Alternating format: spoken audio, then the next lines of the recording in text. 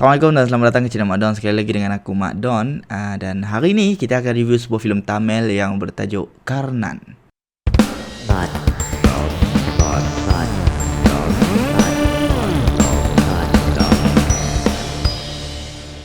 Terima kasih banyak kepada subscriber lama dan selamat datang kepada subscriber baru. Hari ini aku nak review sebuah filem Tamil yang bertajuk Karnan, lakonan Dhanush, Rajisha Vijayan, Lal, Yogi Babu dan lain-lain. Filem ni diarahkan oleh Mari Selvaraj yang mana sebelum ni dia debut dengan filem Pariyerum Perumal yang mendapat rating tak salah aku dekat IMDb 8.9/10 kot. So ni filem kedua dia lah, yang bertajuk Karnan. Filem ni yang dikatakan berdasarkan sebuah kisah benar, tapi dia bukannya fully berdasarkan. Dia macam dalam cerita dia lepas ubah sikit dan juga timeline dia lepas ubah. Kalau ikutkan cerita yang betul, pada tahun 1995 seramai 600 anggota polis masuk ke dalam sebuah perkampungan yang bernama Kodian Kulam dan menghancurkan perkampungan tersebut. Dia masuk rumah penduduk kampung, musnahkan barang-barang, ambil barang-barang mereka, cash, jewelry, lepas tu mereka pukul orang tua dan juga harass women. Apa semua tu lah kira. Basically police brutality lah berlaku dekat kampung Kodian Kulam pada tahun 1995.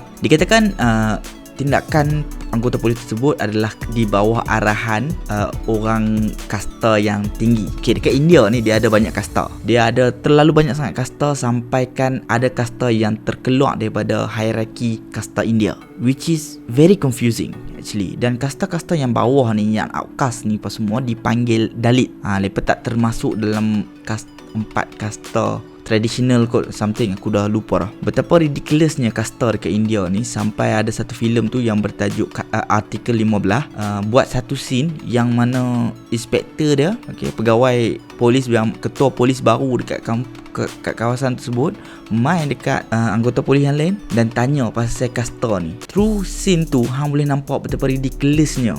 Walaupun hang dah kat bawah, tapi hang still ada juga kat bawah tu ada yang atas sikit daripada yang bawah. Faham tak? So it's ridiculous lah. Kejadian 1995 tu adalah antara kejadian yang disebabkan oleh perbezaan kasta. Dekat dalam filem Karnan ni juga, dia memang benda tu yang dia highlight kan. Dia memang the main point dalam cerita ni adalah tentang perbezaan kasta. Director buka filem ni dengan seorang kanak-kanak terbaring di tengah jalan nyawa-nyawa ikan. Walaupun dia terbaring dekat tengah jalan, kereta yang lalu lalang kat situ tak ambil pot pun pasal dia. Lepas buat macam biasa, lepas tak berhenti pun tolong ke apa kedak, sebab budak tu adalah daripada kasta rendah. Dan budak tu bila kita dah tonton filem tu nanti, dia akan beritahu kita budak tu sebenarnya adalah adik kepada Karnan. Punya ridiculous perbezaan kasta ni sampaikan orang nyawa-nyawa ikan nak mati pun hang boleh buat tak tahu. Hang boleh teruskan kehidupan hang macam tu saja. So disebabkan perbezaan kasta semua ni lah yang menyebabkan penduduk kampung Kodian Kulam, dalam kisah benar dia adalah Kodian Kulam, tapi dalam ni dia kampung dia nama Kodian Kulam. Lupa, sorry, pasal satu lagi pasal timeline dia macam aku cakap tadi, dia berlaku 1995, tapi dalam filem ni dia bukakan filem ni dengan tulis kat situ tahun 1997. Dalam filem Karnan ni dia ada highlightkan beberapa benda yang menunjukkan tentang perbezaan kasta tau. Jadi aku akan go through sagi. Cuma aku nak cakap kat sini pasal apa tajuk dia Karnan. Karnan ni adalah seorang individu lah, yang mana dia adalah orang kata orang yang akan membawa revolusi dekat perkampungan tu. Dia yang akan mengubah kampung tu. Dengan dekat sini director dia ada buatkan macam Karnan ni King Arthur lah. Kalau dalam King Arthur punya story, King Arthur ni dia draw pedang Excalibur daripada sebuah batu, and then dia claim dia punya throne. Dalam filem Karnan dia claim pedang tersebut dengan cara memotongkan dekat sebuah perkampungan tu melalui kepercayaan mereka lah. Siapa-siapa yang berjaya potong ikan tu, waktu ikan tu duduk kat udara, dia orang kata worth untuk pegang pedang tu. Sebagaimana King Arthur layak untuk pegang pedang Excalibur, macam tu lah Karnan layak untuk pegang pedang dalam filem. So Karnan ni lepas dia dah dapat pedang tu, teruslah dia mula lepas tunjuk sikit-sikit tentang revolusi yang dia cuba bawa. Mulanya dengan how orang kampung dia, orang bukit. Kasta rendah ni juga salah satunya dia tak boleh ada bah, so dia nak kena pergi tumpang bah orang lain. Kanan ni bila dia dapat tahu orang kampung dia kena harass dekat bus stop kampung lain, so dia pun mengamuk kampung satu lagi tu kampung yang kasta dia atas sikit, so dia pergi pukul. Bila dia pukul geng-geng tu, penduduk kampung akan buat satu meeting macam konon-konon nak bagi tahu ke tekak dan apa yang dia buat tu salah. Apa yang dia buat tu nanti akan terpalit dekat lepo gak. Ketenteraman kampung tu akan diganggu. Dalam filem ni dia ada director ada include satu keldai. Sekok keldai. Keldai ni sepanjang filem tu, sepanjang start filem sampai ke tengah filem interval, kaki keldai tersebut diikat. Dan time interval waktu Karnan betul-betul fully apa orang kata lepaskan kemarahan dia tu, kaki keldai tersebut dilepaskan. Ikatan keldai tersebut dilepaskan. Dekat sini director nak bagi tahu kita kata keldai tu sebenarnya Karnan. Keldai yang diikat kaki itu adalah sama seperti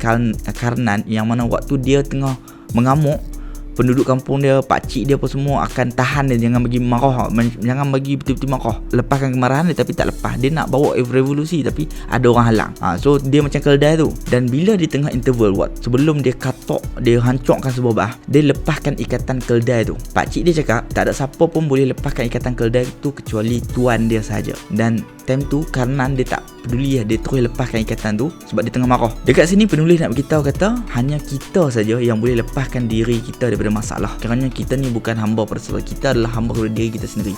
Kita adalah hamba kepada Tuhan lah kan. Tapi dari segi manusia ni apa semua, kita adalah hamba kepada diri kita sendiri. Pas saja dia buka ikatan keldai tu, kita tengok director selang-selikan shot keldai tu berlari dengan Karnan yang menuju ke bah tersebut untuk hancur.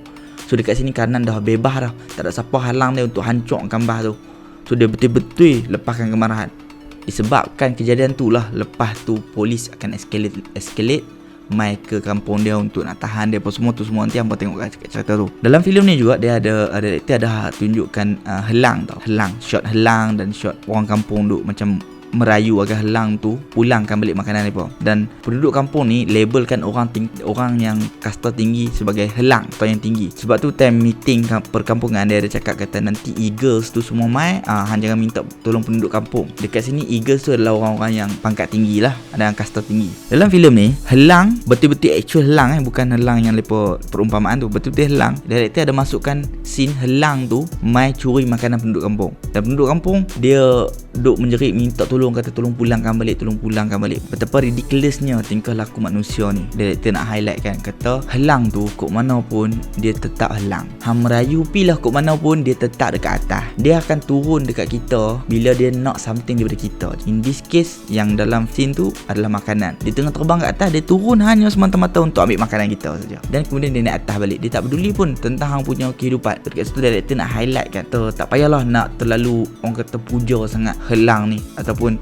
orang kata terlalu taksub kok mana pun lepas tetap helang dan kita tetap kita. Disebabkan yang tadi Karnan hancurkan bah-bah tu, jadi mailah polis tu tak try solve the case apa semua. Tapi case tu sebenarnya dah selesai dah. Cuma ni dalam filem bukan based on bukan aku cakap pasal true story. True story tu aku tak baca report dia habis, so aku tak tahu apa yang jadi. Yang aku tahu pasal naratif yang anggota polis tu main serang saja. Disebabkan dalam filem ni kes tu dah selesai di tengah-tengah, polis terlalu marah sebab penduduk kampung macam lepa dah lah dalit kasta rendah. Lepas tu time polis tu main tanya, lepa angkuh gila, lepa memang dongok kepala, dabik dada, torban tak buang apa semua kan. Polis pukul penduduk kampung ni bukannya sebab lepa vandalize bah dalam filem ni, tapi sebabkan siapa diri lepa. Time polis pukul tu, polis tanya siapa nama pukul terus. Terus berani hang sentuh aku noh, pukul lagi. Kat sini polis lepa tunjukkan polis punya brutality betapa ridiculousnya. Polis memang tak kisah dah pasal orang kata justice. Dia pukul bukan sebabkan tegakkan kebenaran, tapi sebab siapa diri geng-geng Dalits ni. Memang sedap gila tengok filem ni, sebab aku memang suka tengok filem yang memaparkan tentang polis punya brutality apa semua ni, dan juga orang kata revolusi lah. Selain daripada filem ni kita ada filem Visaranai, tu pun tentang berdasarkan kisah benar tentang polis brutality. Betapa seronoknya kita tengok negara-negara lain boleh buat pasal polis punya brutality. Mai kat negara kita ada pihak tertentu kata menghancurkan image badan beruniform. Padahal apa yang badan beruniform buat bukan semua tengah macam dalam berita kata ambil rasuah apa semua tu, benda-benda tu pun dah tarnish reputation. So aku tak faham pasal apa macam konon-konon nak anggap penonton ni bodoh, tak reti membezakan realiti dan filem. Unless kalau dekat situ kita letak based on true story lah. Dan bila Want to Jaga release, yang tu pun lepas terpaksa naik turun Bukit Aman banyak kali based on interview Namron cakap kena naik turun Bukit Aman banyak kali semata-mata nak dapatkan kelulusan. Punya susah kan. Kalau semua pihak bagi kerjasama, aku rasa kalau hampa betul-betul tak buat benda tu, bukan semua ada, kalau betul-betul clean jabatan tu, sah-sah lah, tak jadi masalah pun. And then kalau tak clean pun, apa masalahnya? Bukan semua korup, ada yang bagus, ada yang tak bagus. Itu benda tu memang orang kata lumrah, fitrah kehidupan, something like that. Macam maksudnya balance lah. Macam manusia lah, manusia ada yang jahat, ada yang bagus. Takkanlah dalam filem tu nak buat semua bagus. Dan bila orang tanya, oi, awak semua orang baik dalam filem ni? Oh, sebab lagi kalau kita buat orang yang jahat, nanti penonton akan ingat ada persepsi membawa imej buruk terhadap manusia. Tak ada pula hampa nak fikir macam tu. Benda ni normal. Jadi bila hampa buat terlalu banyak kekangan, aku rasa tak, salah satu punca dia dah yang mana orang susah nak buat keluar filem yang bagus. Hampa terlalu limitkan orang punya imajinasi sampai kan dia terlalu ridiculous. And benda ni pula hampa tak buat betul-betul. Dia kalau hampa betul-betul nak limitkan imajinasi orang, bukan, maksudnya hampa nak betul-betul bagi kekangan, tak ada masalah kalau benda tu betul macam ada agak longgar. Ni tak ada, betul-betul ketat sampai ridiculous gila. And then bila ada filem yang cuba think outside the box dan cuba bagi tahu kat hampa untuk minta dana, hampa tak mau bagi pula. Lah filem macam tu dah lepas luar negara, dan up kat social media kata tahniah. I mean like ridiculous gila. Lepa tanpa bantuan hampa pun boleh pergi US. So bayangkan kalau hampa bagi full support dekat lepa. Sekian saja review daripada Mak Don. Jangan lupa tonton filem ni dekat Amazon Prime Studio. Dia ada juga dekat Astro Best kot, ke Astro First. Kita jumpa lagi untuk next video. Bye bye.